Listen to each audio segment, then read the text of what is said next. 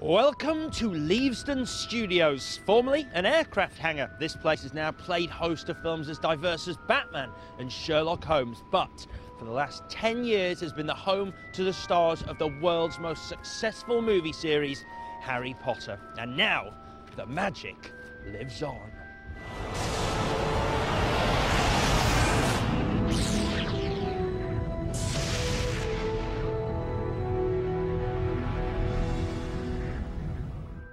If after 7 books, 8 films, the mugs, the t-shirts, maybe even your own broomstick, you still can't get enough of Harry Potter, well, you may be in luck. Why? Well, that will soon become clear because, as Albus Dumbledore himself once said, it does not do to dwell on dreams and forget to live.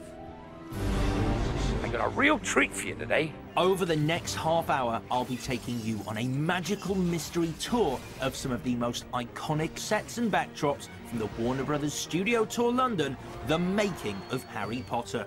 Welcome to Hogwarts. A unique experience. It's plain to see that the journey of the cast and crew is as much a story as the films themselves.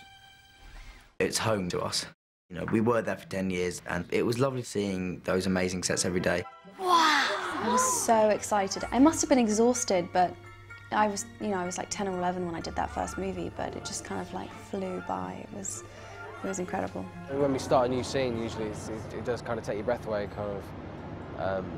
yeah, I mean, the sets are amazing, and just you really feel like you're there. A typical day at Leavesden is not like a typical day on most film sets because there are so many actors involved. And whenever I felt sorry for myself for not having any lines, I'd look over and I'd see Emma Thompson, I'd see Jim Broadbent, and I'd think, well, they've got Oscars and they've got no lines, so it's an all right day. Cut and action.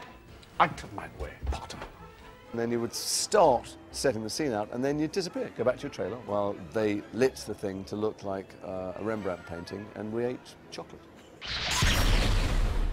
Some tasty pumpkin, perhaps? One of the favourite foods of the man whose home I am now standing inside. Now, it only takes an amateur Potter enthusiast to recognise this place as Hagrid's hut, home to the friendly giant played by Robbie Coltrane, who was in every single one of the Potter films. Now, this place, once you get this close to it, astounds with the level of detail.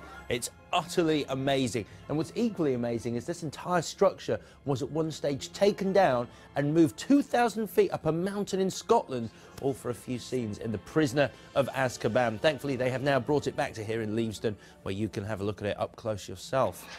Someone sees you outside the castle this time of night, you'll be in trouble. Big trouble, particularly you, Harry. I'm with you in a moment. Quick.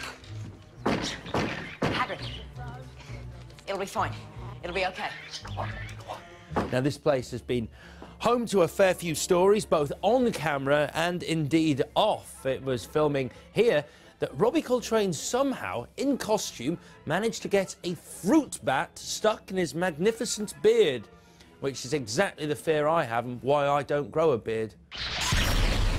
Okay, good. Best one yet. Okay, we'll reset once more. I owe everything to the people that I've worked with over the last 10 years, whether it's the crew, the cast. I certainly have a huge amount to thank David Yates for. He was kind of the guy who embedded the passion for filmmaking in me. Before that, I was a little unsure whether it was something that I wanted to do for the rest of my life. It's very strange, actually, and very surreal, because when you finish the movie, you kind of figure that it's over. But then as you leave the film set and you leave the studio and you go out into the world, you're so aware that Potter is always present, because people, when they know what you do or what you've done, always want to talk about the wonderful stories, the wonderful characters that Joe Rowling's created. That's it. Very good, Mark. That was smashing. I used to have this thing, and we all did all of that little gang, and we're quite close because of that experience. First of all, I'd go and have a sort of healthy breakfast. Like I'd have some yogurt and some porridge, and then go back and have kippers, bacon and sausage. Meanwhile, you realise it's still only 6:30 and you're not working till 8 o'clock. You go and have a lie down, and then somebody knock on your door like... It's quite mad doing it, because day to day you might do one scene that's right at the beginning of the first part, and then the next day we're doing something that's right at the end of the second. I've just got it! That's Ron! Yes!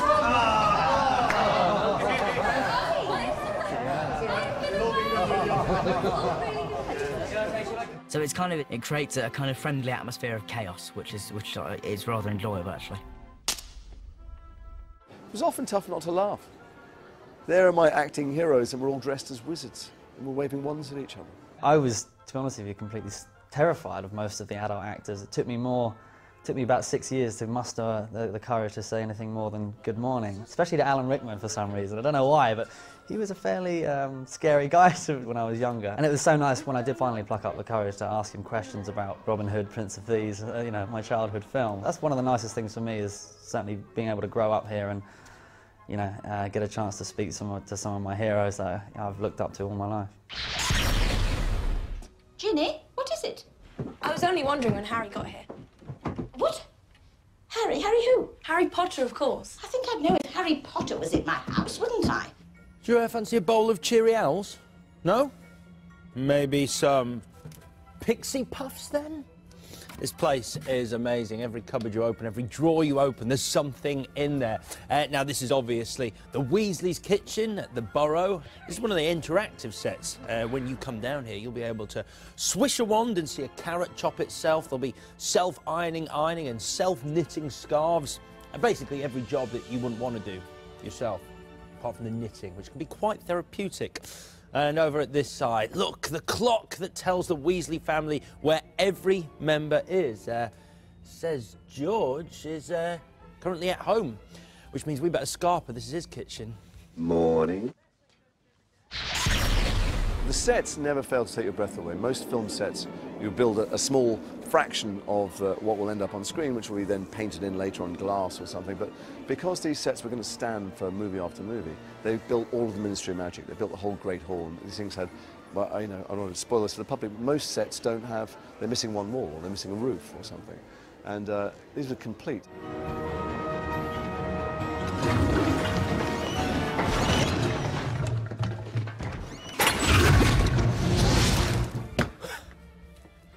So many ways to get around the Harry Potter universe. You want to go to the Quidditch World Cup, you hold onto a boot. You want to get to platform 9 3/4, run through a wall.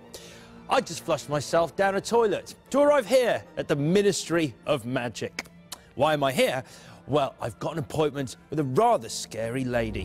What on earth are you doing, Albert? You're lying, Dolores. And one mustn't tell lies. Stupid! It's Harry Potter. It is, isn't it? This will be fun to tell the kids. Who would live in a rather bling office like this? Go on, have a guess.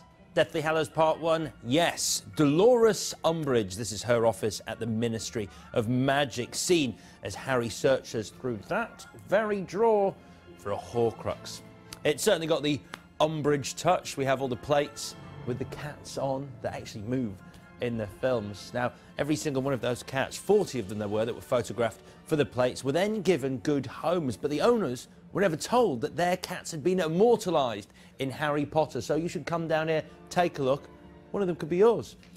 As we take a walk to that door, you will know what is attached to the far side of Dolores Umbridge's office door. Yes, Mad-Eye Moody's eye. On the count of 3! Exactly like I said. Hold tight, Harry. 1, 2.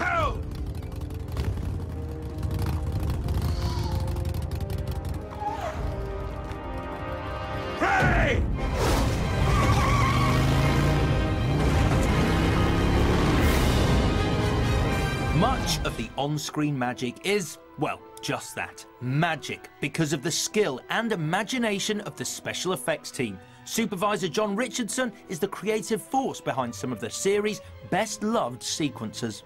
Let's start at the beginning. What was it like for you on a personal level working on the Harry Potter series? It was stunning because we got to do all sorts of great things like build slate doors and flying brooms and flying cars and motorbikes and all sorts of things.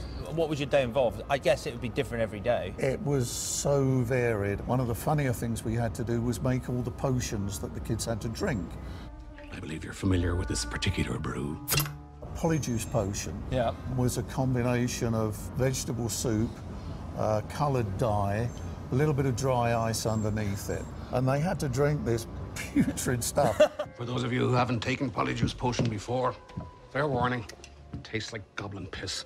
I have lots of experiences with that, do you, Maddo? Just trying to diffuse the tension.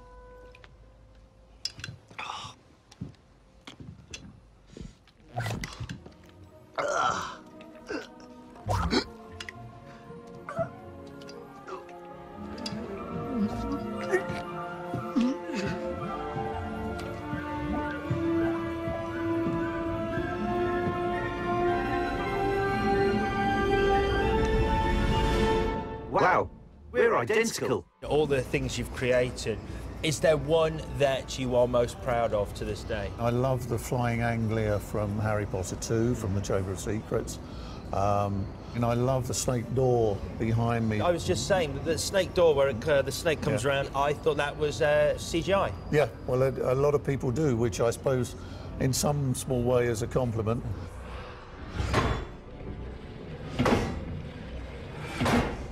Harry talks in his sleep. Have you noticed? No, of course not. And the other thing that was great, because it was an ongoing thing throughout the films, were the broomsticks. I mean, we built the broomsticks originally to fly small children who were 10 years old and weighed 120 pounds, and ended up flying great big beefy Death Eaters who weighed 14 or 15 stones. Hagrid, we have to help the others! I can't do that, Harry! Mad Eye's orders! What was the most memorable reaction from the young cast? And I guess it was probably more so when they were younger, when they saw the creations for the first time. This broomstick went up in the air on a big, what we call a 6-axis motion base, which used to fly them electronically. So to them, it was a fairground ride. All the time they were being filmed, they were moving through the air, and sometimes quite violently. I think they used to love coming down. Coming up, more on-set action from the cast and crew of Harry Potter than you can shake a wand at. See you on the other side.